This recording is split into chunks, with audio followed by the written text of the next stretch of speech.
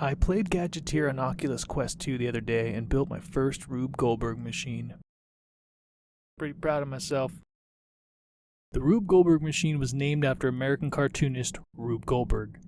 Essentially, it is a chain reaction type machine or a cause and effect contraption, intentionally designed to perform a simple task in an indirect and overly complicated way, like his self-operating napkin. If you're looking for a VR experience where you can build a wacky convoluted machination with every household object you can find, Gadgeteer almost has it all.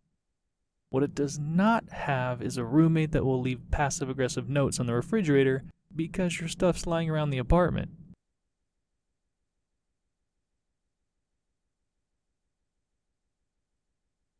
At first, I started out to make a machine that would fling toilet paper directly into my hand while sitting on the couch.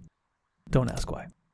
But then my design got away from me and I ended up just having fun with all the items available.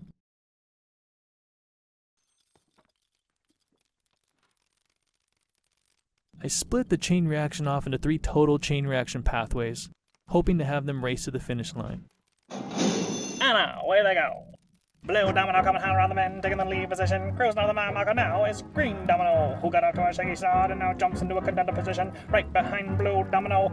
Really putting the pressure on as they make their way into the final turn. It's green, it's blue, it's neck and neck, and ooh, by your nose, it's blue domino as the winner. Trying to get all 3 chain reactions aligned and correctly timed together to end in the same place at the same time was challenging. The patience for that is beyond what I could muster within the 15+ hours I spent messing around in Gadgeteer. Working with dominoes flying through the air was another challenge.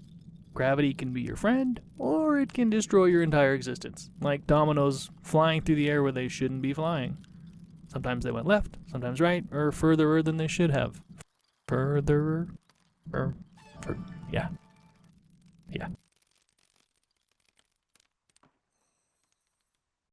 Some contraption components were extremely tedious, but very satisfying to build. I almost made a boot kick a boot that kicked a boot onto a catapult.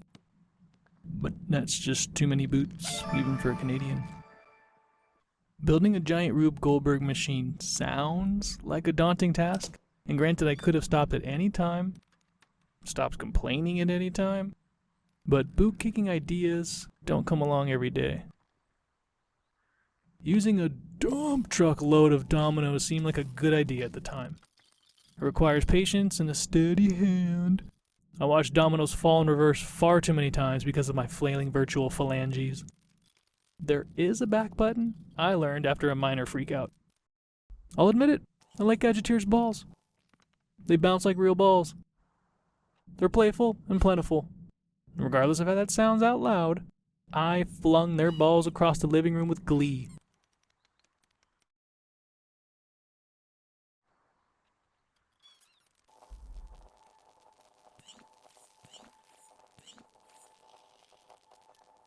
At times, it felt meditative playing this game, becoming lost in the process of interchanging the items and discovering their reactions with one another. Hours would go by and my body would force me to take a break.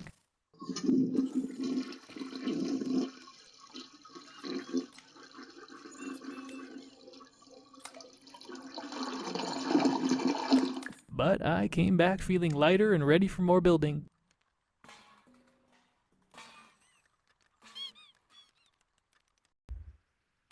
And of course, I couldn't leave out the classic bowling ball and bowling pins component. This component isn't dependent on the whole chain reaction, but more of a fun little side effect of Gadgeteer balls hitting tiny bins.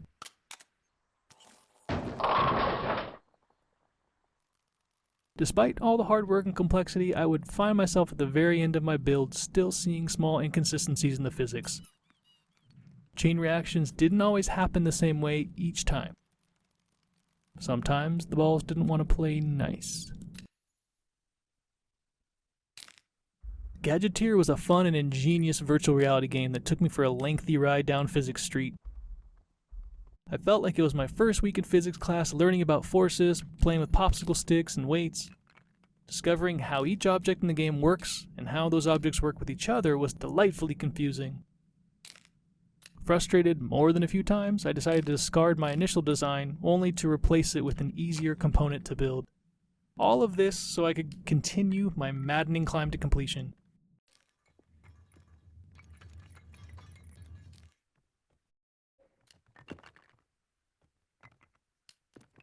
Many times, I forgot about the freeze button that makes objects stick to one another and would lose something under a table. There is a lost ping pong ball somewhere in this living room.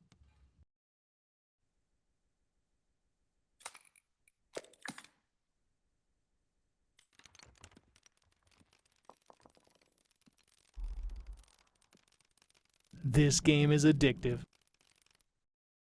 More ducks, more dominoes, and more determined than ever to build the biggest machine my Oculus Quest 2 RAM memory could contain.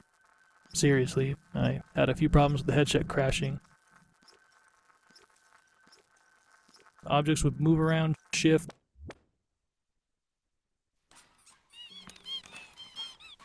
Rubber ducks would squeak from beyond the astral plane. Near the end of the build, I had reached the capacity of this video game's memory. I guess there is a limit on displayable objects in the game. My headset would poof in my ears, give me some FPS warning sign. Objects would move around. Regardless of the frustration, crashing didn't completely take away from my enjoyment of this game, or my respect for astral ducks.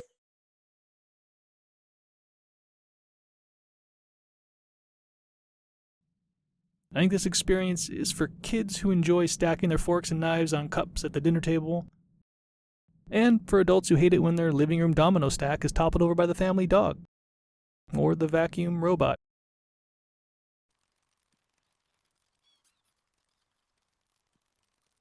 I believe gamers of all ages will enjoy this VR experience. Really, anyone who enjoys crafting or building something with their hands. I know I did.